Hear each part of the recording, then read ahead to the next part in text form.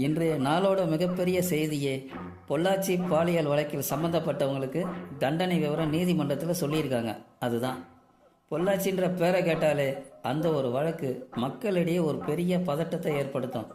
கடந்த 2019ஆம் ஆண்டு பிப்ரவரி மாதம் ஒரு இளம்பெண் காவல் நிலையத்தில் புகார் கொடுத்துருக்காங்க. என்ன சில பேர் கூட்டு பாலியல் வன்கொடுமைக்கு ஆளாக்கியிருக்காங்க அப்படின்னு. ஆரம்பத்தில் இது சாதாரணமான வழக்காக நினைச்ச காவல்துறையினருக்கு விசாரணை போக போக போக ஒரு பெரிய அதிர்ச்சியை கொடுத்துருக்கு, தூக்கத்தை கெடுத்துருக்கு. இந்த குற்றவாளிங்க லிஸ்ட் எடுத்தா 10 பேருக்கு மேலே போகுது.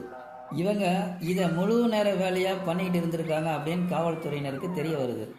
இந்த பயலுக ஆரம்பத்திலே காதல் வலையை விரித்து சாதாரணமாக பழகி சினிமாவில் பேசுகிற வசனத்தை எல்லாம் பேசி 350 ரூபா காஃபி கடைக்கெல்லாம் கூட்டு போயிட்டு, அதாவது காஃபி டே, அங்கெல்லாம் போய் செலவு செஞ்சு அசத்தி இருக்காங்க. பின்னாடி வரப்போகும் பெரிய பிரச்சனையை உணராமல் இந்த பெண்களும் அவங்க பின்னாடி போயிருக்கு. இந்த ஜோடி தனியா இருக்கும்போது அதில் சம்பந்தப்பட்ட ஆண்கள் அந்த பெண்களுக்கு தெரியாம எடுத்த ஆபாச வீடியோவை வச்சு மிரட்டி இருக்காங்க. கூட்டு பாலியல் கொடுமைக்கு ஆளாக்கி இருக்காங்க. பல நாள் திருடன் ஒரு நாள் அகப்படுவன்ற மாதிரி இந்த பிரச்சனை ஒரு சில பெண்களால் காவல் நிலையத்துக்கு புகாரா வந்திருக்கு. இந்த விவகாரம் மீடியாவுக்கு வரவே மேலும் சில பாதிக்கப்பட்ட பெண்கள் புகார் கொடுத்திருக்காங்க. அதனால இந்த வழக்கு சிபிஐக்கு மாற்றிருக்காங்க. சமுதாயத்தில் இருக்கிற பெரும் புள்ளிகளோட பிள்ளைங்க எல்லாம் இதில் மாற்றுறாங்க.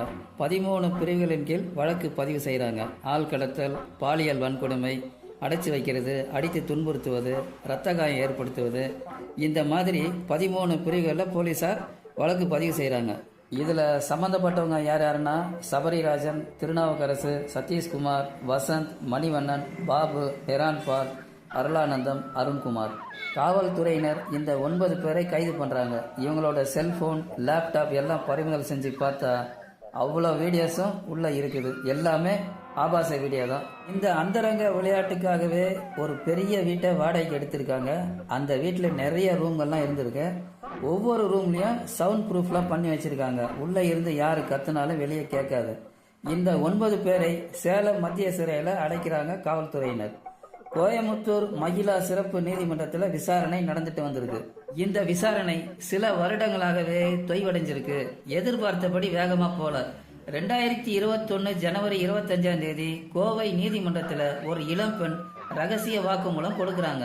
அதுல இருந்து விசாரணை வேகம் எடுக்க ஆரம்பிச்சிருக்கு. 76 குற்றச்சாட்டுகள்ல 66 குற்றச்சாட்டுகள் நிரூபிக்கப்பட்டிருக்கு. குற்றம் சாட்டப்பட்டவர்கள் மேல் தீர்ப்பின் விவரம் இன்னைக்கு வெளியிட்டு இருக்காங்க. அதாவது 13/5/2025 9 பேருக்கும் சாகர வரைக்கும் ஆயுள் தண்டனை அப்படின்னு நீதிபதி தீர்ப்பு சொல்லியிருக்காங்க.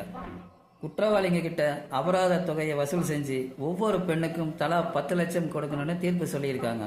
குற்றவாளிங்க மேல்முறையீட்டுக்கு உச்சநீதிமன்றம் போனாலுமே அந்த தீர்ப்பை உச்சநீதிமன்றம் உறுதிப்படுத்துமே தவிர வேறொன்றும் இல்லை.